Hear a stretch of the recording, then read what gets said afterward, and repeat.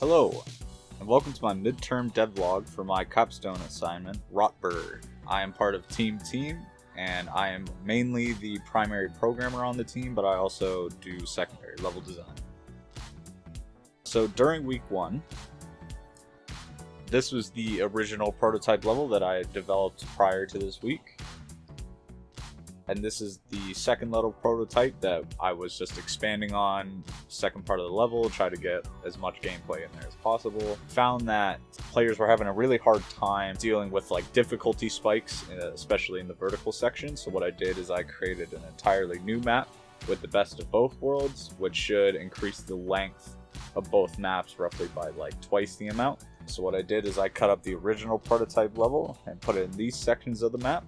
And then I cut up the second level prototype and I put it in these sections of the map. And then the middle room is going to be filled in later with more progress. During week 2, I developed a new enemy, major enemy, the Weeping Angel type enemy. And this is the code for it. Essentially, I use a state machine and it's either following the player or it's hiding from the player. So it will move when the player doesn't shine their light on them and freezes in place when the player is looking at them. Sort of like how they operate in Doctor Who, which is the reference for them. Next, I added a stun trigger door. This is the code for that. Essentially, if the player flashes the door, it will open. And then this works well with the new enemy type behavior because you actually have to look towards the camera to flash it and then make sure that the door opens. During week 3. So before, only one major enemy could be active at one time, so you'd step into the trigger that would activate the enemy, and you'd only have one basically active at a time. This created an issue though when we tried to add more than one Weeping Angel at one time to kind of make it more intensive for the player. Problems were coming up, so essentially what I did is I just improved the logic for that trigger box. So that it just fills an array of targets, and whatever is in that array, it will spawn those within the domain zones, or the trigger zones. We call them the domain zones. So this allows for multiple different types of monsters if we want to have more than one Weeping Angel, or if we want to have our hall monitor enemy and our Weeping Angel, we can combine those as well. Okay, next. So when the player touches a hazard, a fade will appear and then they'll return to their last grounded position. However, we found an issue with our breakable platforms is that they count as a grounded position, so that when they reset after hitting a hazard, they would reset on top of basically in thin air. So what I had done, I added a separate check specifically for these platforms to ensure that the players will reset on static ground objects and not ground objects that move or break or anything like that. So cutscenes were intended to be in the game since the early design phase. The biggest bottleneck that we encountered for our camera system is that we use the Cinemachine component in Unity, which basically requires you to use multiple cameras. So this is some of the public methods that I wrote in the camera manager script. Basically, it just switches to whatever cutscene camera we want it to switch to, and then when it's done, it will return to the regular player camera, which is like our gameplay camera. And then this is an example of the trigger that I created. So I added a trigger that basically just calls those public methods, and then cutscenes can be created using Unity's timelines.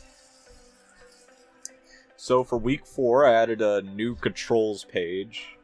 So I had previously designed all of the UI elements of all of our menus. So that's the pause menu, all of the buttons, just general layout and stuff like that. So I just wanted to add on to it because before we only had the audio controls. So now you can actually see the player controls. So this is just a quick, WASD to walk, jump is space. You can flash with the left click, attack with the right click. Okay, and then I added a video settings page. So I added a graphics drop down, a full screen toggle, and a resolution drop down. So the graphics drop down just sets the graphical quality Unity will attempt to render. And then resolution will automatically set to whatever computer is playing this application. natural default resolution, and then you can also change it with the drop down and it'll work automatically.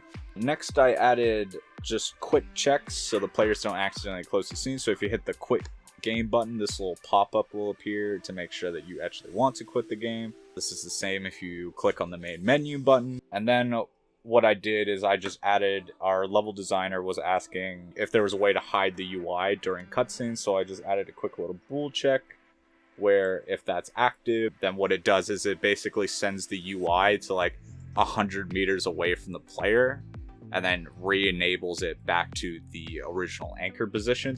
So for week 5, I wanted to change the design of our hall monitor enemy to create more tension during gameplay and give the player more clarity. So this is what he looked like before, and this is kind of the idea that we're going for after. I was inspired to make a more body horror approach and decided on keeping the eye theme that was previously developed, and then have that slowly appear from the wall so that tension kind of slowly ramps up instead of just having like this static monster. So first I created a prototype design to test the code.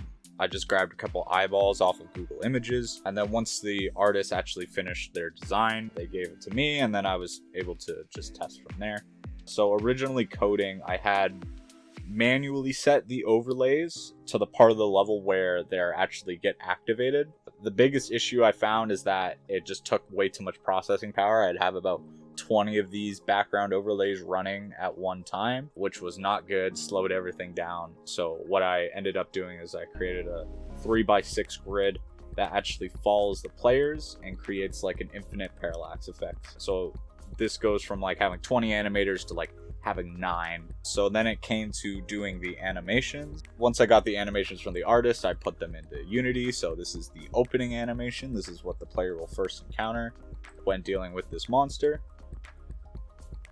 And then it will transition into their looking phase. So this will slowly ramp up in speed to kind of like give notification to the player of when they should actually be hiding. And it also creates tension over time because they are going to slowly get faster and faster. And then it goes into the glare attack. So once that speed threshold has been hit and the player knows that they are not safe, it will do a glare attack, and depending on whether or not the player is within eyesight or not, which is just basically if they're hiding in a locker or not, then they will take damage. So the monster will glare at them and then do like a psychological attack, and then that transitions into closing, so that provides like the very calm resolution after like the big climax of the glare attack. And then that resets into the opening eye animation as well, and then it just infinitely loops between those animations. So this was the original reference that we used. This is Peeps from Regular Show. This is kind of like how gameplay wise it looked. The biggest takebacks were that the design it's unsettling, but it's also a little bit cartoonish, just having like this big eyeball kind of just like float around and look at you. It wasn't very threatening. It doesn't visually convey information to the player. The player has no idea that they need to hide or that they even can hide, mostly because like the eyeball just kind of like follows you around everywhere, so it should know like where you are, and whether or not you're hiding in a locker shouldn't really make much difference. It kind of takes away from the tension due to how confused players are, though most likely will just like panic and like run around as like this big red eyeball is like floating around them. Like they're anticipating something coming, but they don't know how to stop it or why it's happening. And then finally, it just takes up a majority of the player's screen space. To have like this big round ball that kind of just like circles around the player, is always following the player, it just kind of takes up a lot more screen space than is necessary. Okay, so for the new design, the reference was more Junji Ito, more body horror type vibe that we were going for. So this is what gameplay looks like now after all the changes I've made this week. So the design is very unnerving and sinister, which makes it a lot more serious. You don't have like these big goofy eyeballs. You kind of have like these big kind of gross bloody eyes that come out of the background. Visually, it does convey a sense of like searching for something by them like frantically like looking around and stuff like that, which is like what we want the player to feel. Like this thing is like looking specifically for targets or victims. This adds a lot of tension as the looking around speed slowly ramps up over time. So it's going to go from like meanderingly, like looking around real slow, to very frantically before it does like that big glare attack, and then the players take damage. And it becomes a part of the background instead of actually taking up space. So this overlays like over our background layer so that they appear from the wall. So the player doesn't have to focus as much of their focus onto the eyeballs themselves, because no matter where they go into the level, they'll always see the state that the eyeballs are in. And thank you for watching. That is my devlog for my midterm assignment.